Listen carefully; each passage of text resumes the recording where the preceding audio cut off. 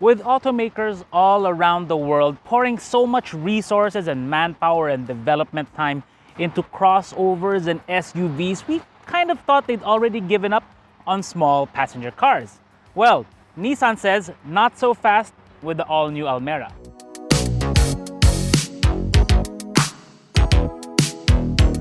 Now, depending where you are in the world, you'll know this vehicle by different names. Latio, Sunny, or in the US, you'll know this as the Versa. But essentially, they are the same.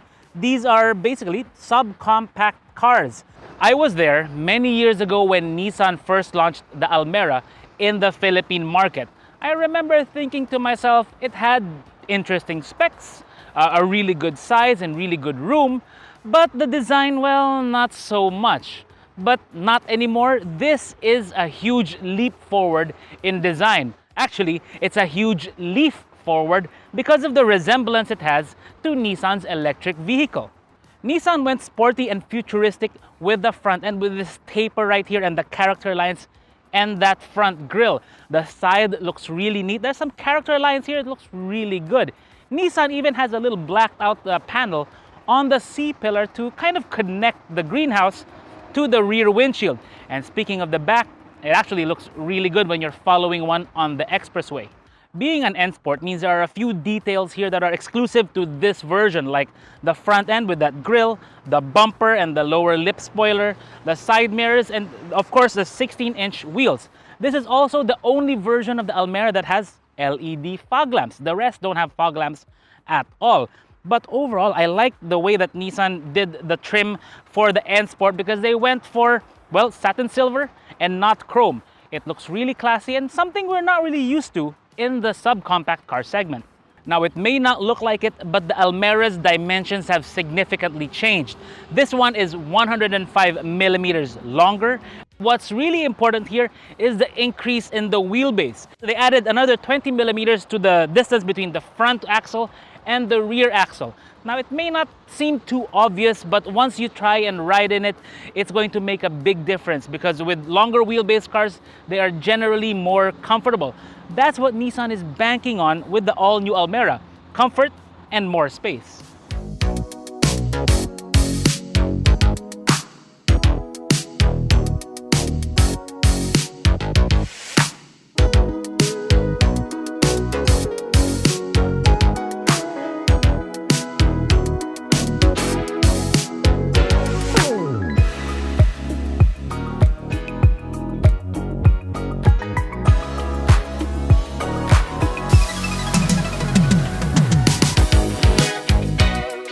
Remember when I pointed out the extra dimensions? Well, this is the result. You've got plenty of room here in the back. That's really what a lot of people go to the Almera for. It's the rear space. So when you sit here, yep, nice and comfortable. Got your own armrest with 2 cup holders and it's nicely positioned high up so you can really use it as an armrest instead of just a thigh rest / divider.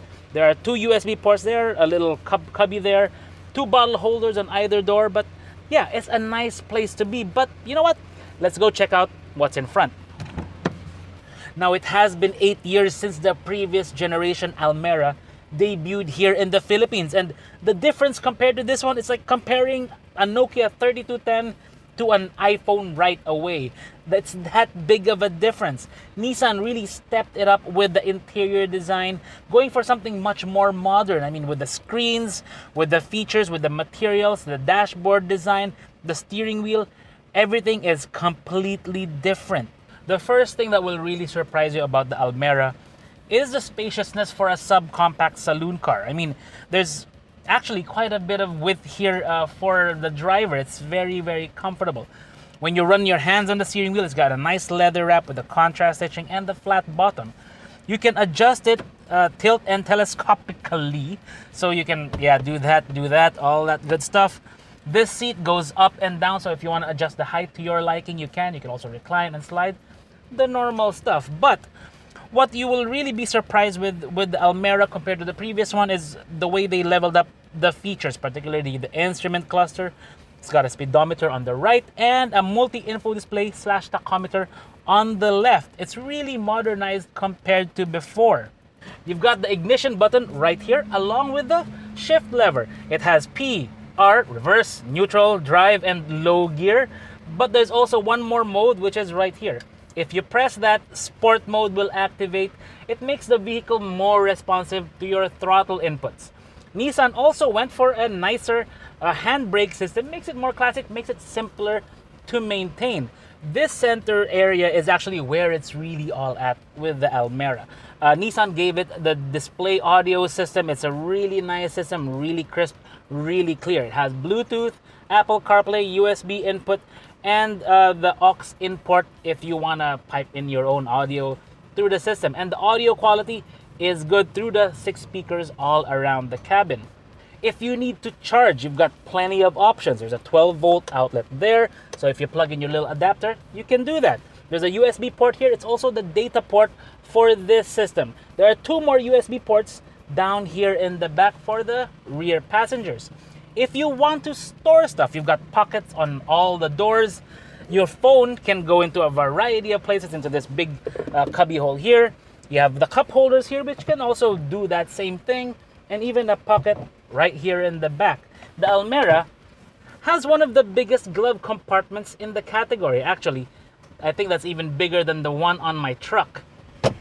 One key difference compared to the previous one is the absence of the rear cooler system, which was kind of surprising, but don't worry if you miss that feature, it's okay, because Nissan is known for their very powerful and very cold ACs, and they gave this one automatic climate control. Standard in this Almera are the power window, central locks, and then the door mirror adjust. By the way, these mirrors are now door mounted. They're no longer A-pillar mounted.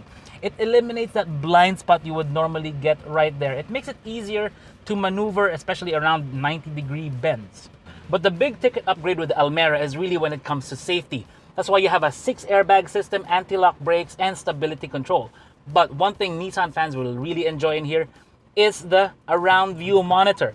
So when you pop it into reverse, the AVM comes up. You can also activate it by pressing the camera button here. It gives you a 360-degree camera view all around the vehicle. And more importantly, it gets MOD, or moving object detection. So whenever someone walks into the frame of the camera, it will warn you that there's someone or something right there. It helps you avoid any untoward incidents at the parking lot. But wait, there's actually more beyond the intelligent around view monitor. There are more NIM safety features in this Almera, and you can check by going through the multi-info display. So under the settings menu, you can find all of those features. The blind spot warning, it has the LED lamps right here to warn you if there's a vehicle beside you when you try to change lanes on the highway. This also has a rear cross traffic alert, hill start assist, and most importantly, intelligent forward collision warning, as well as intelligent emergency braking. Yes, this Almera will help keep you and your car and your family safe.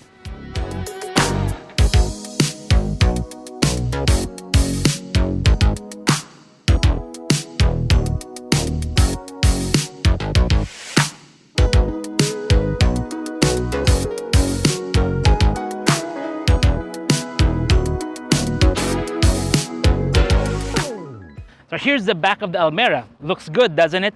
I had asked for a previous generation Almera from Nissan so we can compare both side by side, but unfortunately, they don't have any anymore. But nevertheless, in terms of cargo area, this one has the maximum width is 54 inches and then 39 inches between the wheel arches. It's 40 inches long from the back all the way to the back of the rear seats. So in terms of cargo volume, you've got 474 liters of space. It's actually a little bit less compared to the previous Almera, which had it at 490 liters. But Nissan thankfully retained one very important feature. Boom! There you go, fold down rear seats. It's actually one of the few vehicles in the category that retain that feature. And when you fold it down, the space grows to 79 inches from here all the way to the back of the driver's seat in my setting. The fuel tank of this Almera is only 35 liters. Now that seems small, and for Nissan to go for that size, it means they're very, very confident about the fuel efficiency of this model. And now that we're looking at the engine bay, we can show you why. Nissan fitted the Almera with a 1-liter 3-cylinder engine. But wait, don't underestimate it just yet. If you follow the intake piping, you will see that there is a turbocharger right there in the back, as well as an air-to-air intercooler right here in front. It's pretty small, but it does help with the overall power of this vehicle. Yes, this is a turbo intercooler, 3-cylinder engine. It makes 100 horsepower and also 160 Newton meters of torque in the version with the CVT. This one in front wheel drive. This is really the secret when it comes to fuel economy, a downsized turbo engine. That means at city speeds, they can save a lot of fuel. And also, this one comes with an idle start-stop system to stop you wasting fuel while you are in stop-and-go traffic. But Nissan also worked on making the Almera much more refined, because this being a 3-cylinder, it means there are a bit more vibrations inherent to the design of the engine, which is why you have a really chunky engine vibration control mount.